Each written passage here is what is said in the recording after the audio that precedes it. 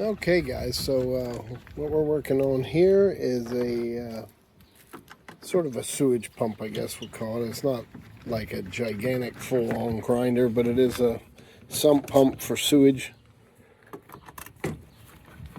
So what we had was we had this thing not running.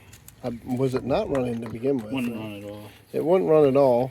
We took it apart and cleaned out a part. It turns out there was debris lodged in the little hole. I'll show you. They have a very small hole that the water actually goes up through, pushes on a rubber diaphragm, this diaphragm here, and that diaphragm turns on the micro switch that's in here, and that's what turns the pump on. And once the water level drops down, and it turns it off. Now that is like sewage, so you really don't want to slam that around.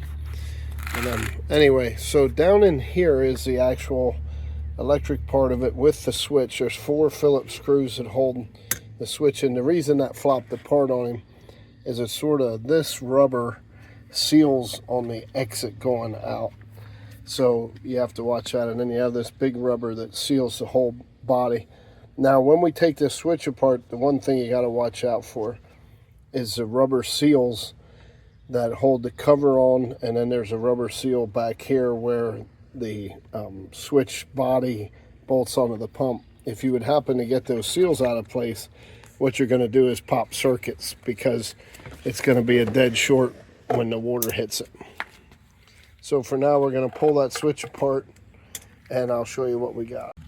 Okay, so now we opened up our kit, and again, this hole in here has to be open. That lets the water go up through there, come through that hole, put pressure on that diaphragm, and that in return sends pressure onto the switch and turns the switch on. That's how that works.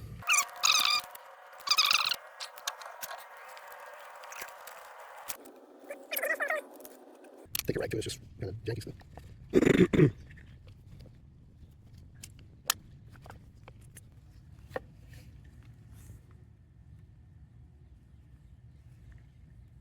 What you could do there would be put some grease or some Vaseline around that.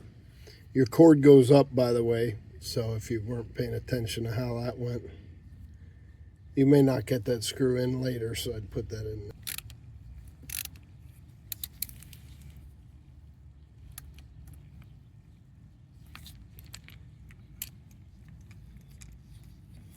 Cord up.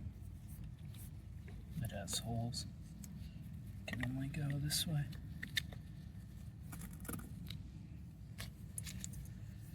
So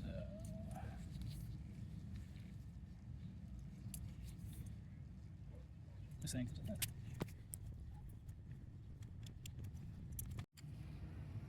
Before you go together, you want to plug your wires in,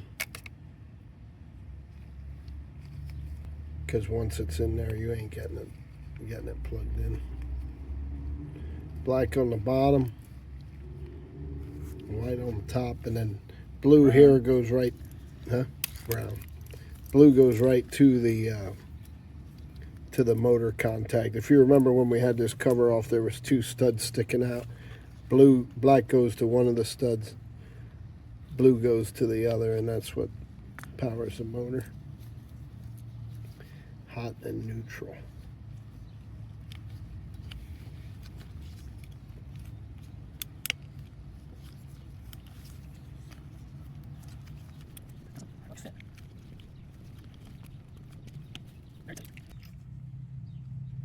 And this outer part is sealed by the new diaphragm the way it looks.